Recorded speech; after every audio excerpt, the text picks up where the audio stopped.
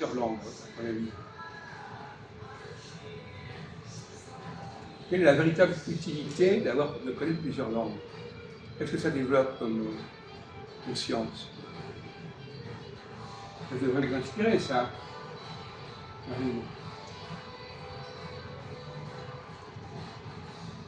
Combien est-ce que tu connais de langues à peu près? 3 ou 4 probablement? Oui. Oui. Alors, à quoi ça sert de connaître plusieurs langues? Mon professeur d'anglais, je crois, il m'a dit connaître une autre langue, c'est comprendre déjà la sienne, comprendre mieux la sienne. Oui, et pourquoi? Pourquoi est-ce que connaître les autres langues permet de mieux comprendre sa propre langue? Parce que notre propre langue, on l'a étudiée mécaniquement, automatiquement.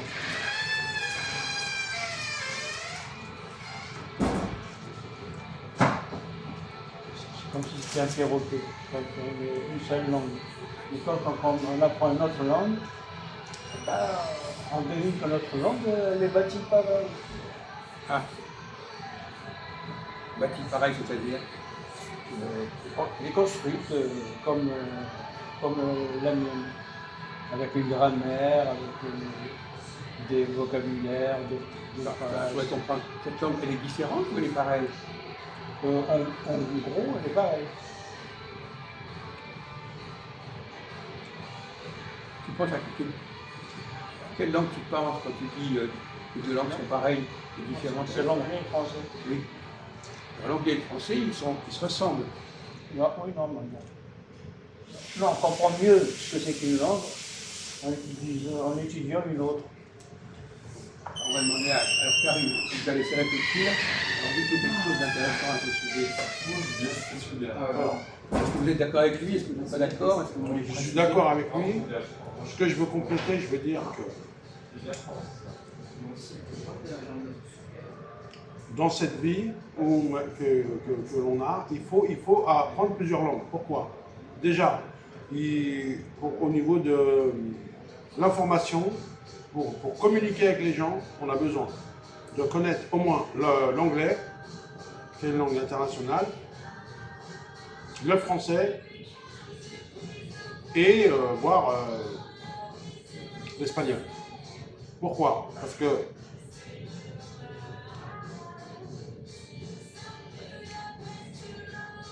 on est dans une société, on a besoin. On a besoin, surtout, les chaînes d'information, ils sont dans toutes ces langues-là, et voilà. Donc vous n'avez pas suivi ce qu'a dit Ahmed. Il n'a pas parlé de ça, Ahmed. Il a dit que apprendre une autre langue, ça permet de mieux comprendre sa propre langue. Donc on n'a pas vraiment compris ce qu'il a voulu dire, enfin il l'a dit. En réalité,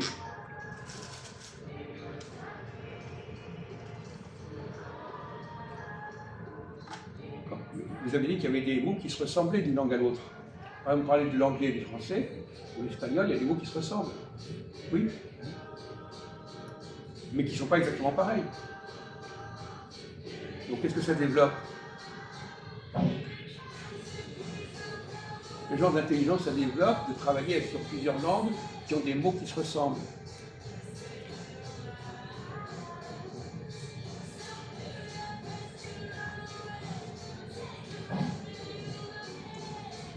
On connaît des groupes de langues.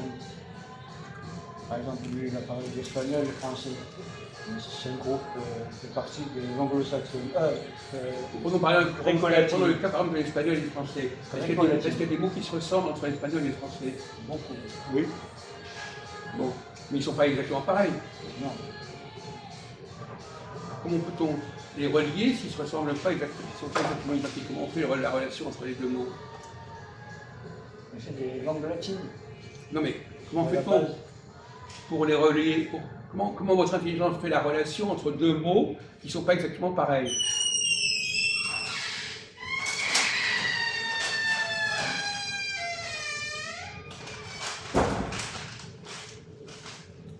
Si les mots sont exactement identiques,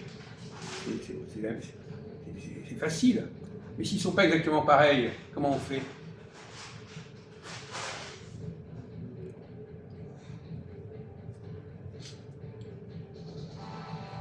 analyse le mot, on cherche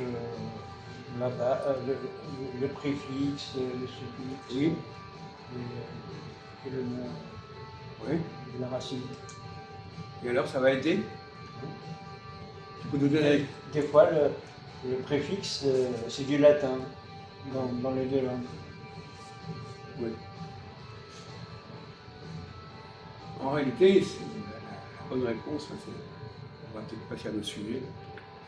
La bonne réponse, c'est que ça permet de voir des relations entre des mots qui ne sont pas exactement pareils. C'est important. L'intelligence, quelqu'un qui rapproche des mots, par exemple, s'il rapproche deux frites, ça ne pose pas de problème, elles sont identiques. Mais s'il rapproche deux choses qui ressemblent mais pas complètement, ça demande un effort intellectuel supérieur. Et c'est souvent là le problème. Souvent les gens ne connectent que ce qui ressemble exactement. Alors qu'il faut aussi connecter ce qui ressemble à peu près. Cette capacité à connecter approximativement, pour un chercheur, c'est très important. Celui qui ne peut connecter que ce qui est exactement pareil, il ne va pas loin.